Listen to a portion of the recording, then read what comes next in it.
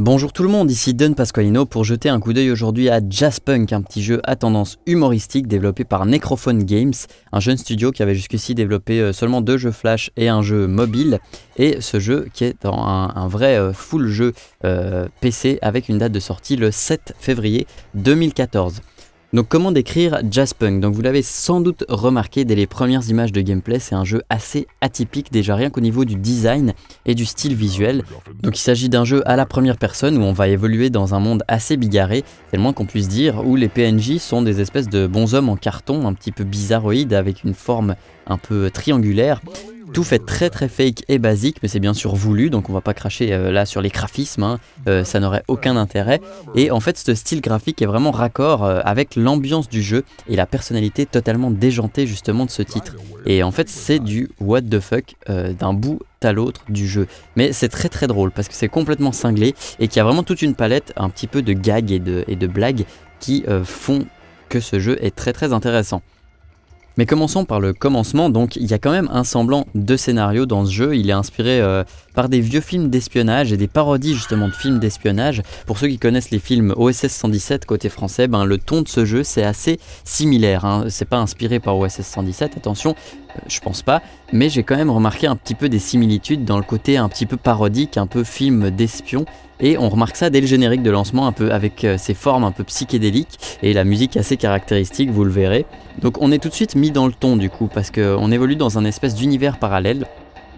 Dans un contexte de guerre froide, on incarne une sorte d'agent secret américain ou anglais, on sait pas trop, et on va recevoir des missions toutes plus loufoques les unes que les autres, et les environnements sont rarement très vastes, mais ils sont bien remplis, et en fait, ce jeu peut facilement se résumer à va chercher les blagues en fait, c'est un petit peu ça, le cœur du gameplay, on va évoluer un petit peu et chercher les blagues et rigoler quand on trouve une blague. Mais bien sûr, il ne faut pas chercher très loin pour les trouver. Donc il faut interagir avec le monde et parler avec les PNJ pour découvrir en fait plein de petits détails qui vont du marrant au très rigolo. Vraiment, c'est assez varié. Et il y a des jeux de mots, il y a de l'humour de situation et il y a pas mal de références plus ou moins parodiques d'abord à des jeux ou à des films existants et un petit peu plein de références à la pop culture comme ça qui sont disséminées un petit peu partout et qui sont souvent assez drôles, et je vous en montre quelques extraits justement dans la vidéo, mais pas trop non plus parce que ce serait un petit peu spoiler le jeu si vous comptez y jouer pour découvrir ça par vous-même. Donc après l'humour, ce sera bien sûr un truc personnel, ça peut difficilement se juger objectivement. Moi j'ai trouvé ça assez drôle personnellement, une grande majorité des blagues m'ont fait au moins sourire ou pouffer, et une bonne partie m'a vraiment fait rire, ce qui arrive pas forcément très souvent dans un jeu, les jeux qui sont pas forcément souvent humoristiques, mais comme je l'ai dit, c'est vraiment souvent fun dans le sens un peu surréaliste et what the fuck du terme. Et il faut souligner bien sûr que le jeu est 100% en anglais par contre, et qu'il le restera sans doute je pense, étant donné qu'il y a une bonne partie des blagues qui sont des jeux de mots vraiment intraduisibles. En plus de ça, il n'y a pas moyen de mettre des sous-titres complets. On a souvent juste une partie de la phrase qui est écrite sur le personnage, et les acteurs ont souvent des effets sur leur voix qui les rendent encore plus difficiles à comprendre. Donc c'est un petit peu dommage d'un côté, je sais pas si c'est voulu ces effets sur les voix. Peut-être que oui parce que c'est le côté parodique justement, mais je conseillerais quand même d'avoir vraiment un bon niveau d'anglais pour pouvoir apprécier le jeu encore une fois. Sinon vous allez quand même rater une grande partie des blagues. Ensuite, on aime ou on n'aime pas le style graphique, mais du coup, qu'est-ce que ça donne au niveau du gameplay? Donc même si c'est pas la jouabilité qui est la plus importante dans ce jeu, encore une fois, c'est quand même dommage parce que c'est un petit peu mou et imprécis, j'ai trouvé. Pourtant, c'est pas trop difficile de faire un jeu où on se déplace à la première personne, mais là, c'est juste, je sais pas vraiment comment expliquer, je veux dire, ça va quoi. Il y a rien de terrible, mais j'ai eu l'impression qu'il y avait une certaine inertie dans les déplacements en fait. Que ce soit ceux des touches ou ceux de la souris, comme si le sol était un peu glissant, notamment quand on se déplace. C'est pas trop gênant hein, et on s'y fait, mais c'est pas forcément toujours super agréable parce qu'on a l'impression qu'il y a un petit peu d'imprécision. Mais c'est pas comme si on avait besoin d'énormément de précision pour évoluer dans ce jeu non plus.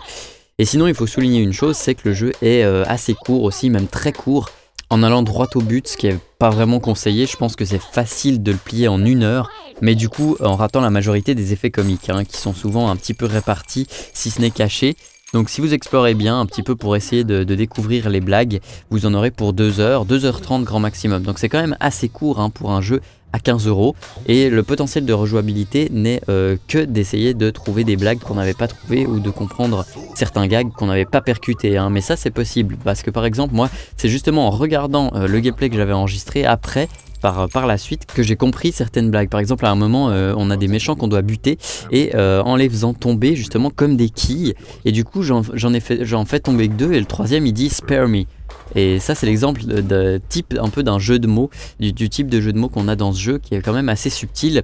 Spare me qui en anglais veut dire épargne-moi, mais au bowling faire un spare c'est aussi faire tomber toutes les quilles en 2 coups. Donc vous voyez un peu c'est le genre de double sens qu'on a dans ce jeu et qui fait ces jeux de mots. Donc voilà, ça donne aussi un bon exemple de ce que j'ai dit avant, c'est-à-dire de ne pas se lancer dans ce jeu sans avoir un bon niveau d'anglais, parce que pour comprendre cette blague il le faut quand même le niveau d'anglais, et faut pas espérer une traduction dans le futur à moins de perdre la moitié des effets comiques venant de ce genre de jeu de mots un peu intraduisible.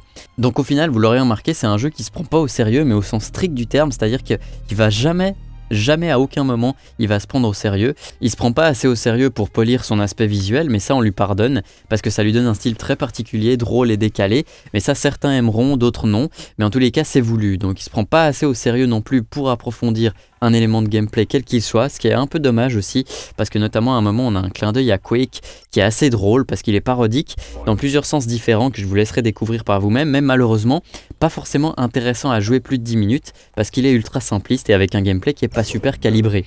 Donc s'ils étaient allés un petit peu plus loin là-dedans, ça aurait pu ajouter un petit peu de valeur, de replay value éventuellement au jeu.